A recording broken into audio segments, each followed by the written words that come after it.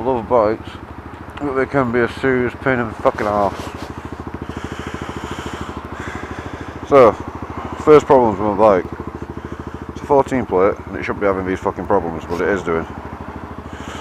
First one, for some reason the electric start doesn't want to work most of the time. It's only just started happening yesterday, but even with a choke on, it just doesn't want to start. And after using the electric start for a bit, it starts making a sparking noise. Which, trust me, that's not what you want. So I'm having to bump start it in second gear sometimes, which first thing in the morning you really don't want to be doing. So I think it's either my regulator which is happening, which makes me, if it were my regulator, my whole bike won't work. So I don't know what it is. It might be my battery's not got enough charge in it, so I'm going to have a proper look at it to find out. But yeah, I also think my carb needs cleaning, so I've just put some petrol in, just put half a bottle of Red X in. Be careful when you use Red X, guys, make sure you use it properly. But put some Red X in it and hopefully it'll clean the carb out a bit. I think I am though, because it's a 14 plate, no one's ever cleaned the carb out. I think I'm going to take the carb off, clean it completely. I might even upjet it to a 10.5. The guy who owned it before knew what he was doing, but I just got a feeling he didn't clean the carb out or the filters properly, because it's something that most bikers don't know how to do, which is a shame because they should. So I mean, it's running sweet as I know when it's going, but I just think if I want it to last long, it needs to be looked after. So I mean, every week anyway, I normally clean it, top up my oil, basically do like a normal service. But I think what I'm going to do this weekend is I'm going to take the actual, like, do a complete oil change, make sure there's no metal in it, and then I'm also going to be doing a filter change, so the oil filter change itself, and then the actual air filter, I think I'm going to change it to a high flow. I think it's a high flow, like an upgraded one. You usually have it on like a Yamaha TTR, so I'm going to upgrade that. I'm not going to have one of those stupid like K&N cone air filters, because if you start doing that, that's when you start having problems. So I mean, if I am upjetting it, then I could change the air filter, like my main thing, but I can still upjet it and just put a better foam in there, and it'll still help it. So obviously I've got like a big exhaust on anyway, so it should have been upjetted, but it never was. But yeah, so the first problem I'm having, well, I've had a couple of problems.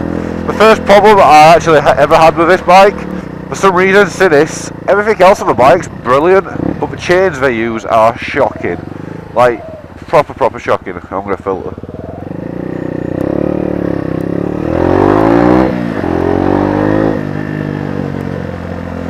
He was starting to cut me off then.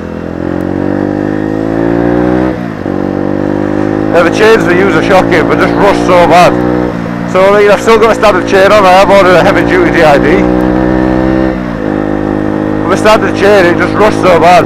So the way I got around that, make it last longer, is it is an all-link chain. A lot of people, this is something I've got to say, right? A lot of people decide to actually try and clean their chain or lube it with WD-40. I'm sorry, but if you got an all-link chain, don't do that.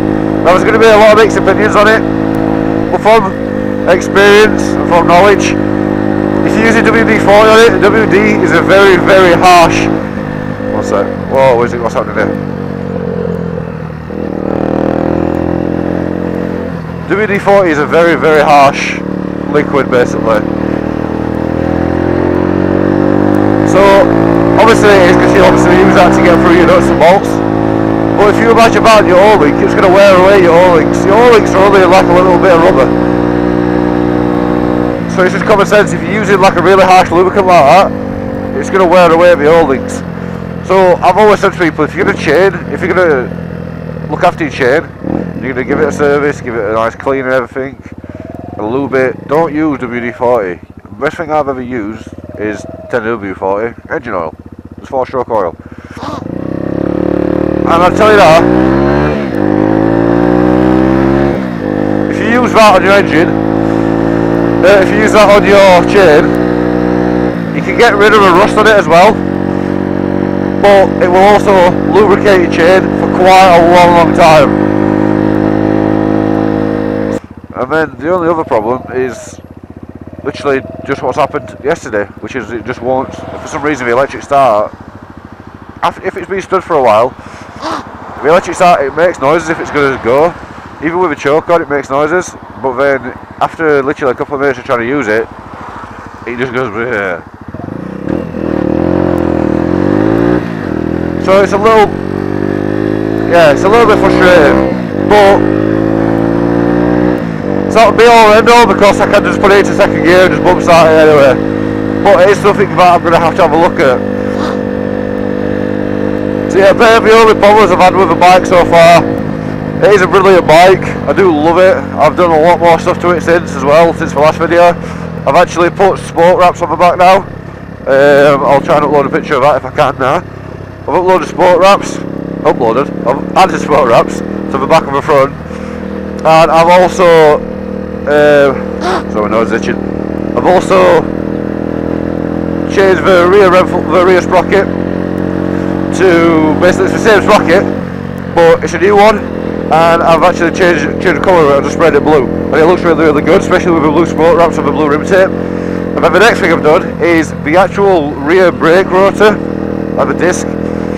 The rotor bit, the middle of the disc. Quite a lot of people buy aftermarket things, like if you see on mountain bikes, they'll have like Hope, and it'll be a different colour and it'll look really, really good. So I've actually decided to masking tape a circle on the brake disc, and I'll show you a picture as you can see there. But I've actually decided to spray that in a blue, and it looks freaking brilliant. I mean, obviously as you can see, I've done the chain adjusters as well. And yeah, that's it for now. So I hope you enjoyed the video, guys. I hope you enjoyed the upgrades. Let me know what you think of them. And obviously, I will have showed you on my Instagram page. So if you are on my Instagram, if you're not on my Instagram, head over and follow me on there. And as usual, like, share, comment, subscribe, help the channel grow, and I will see you next time. Boom.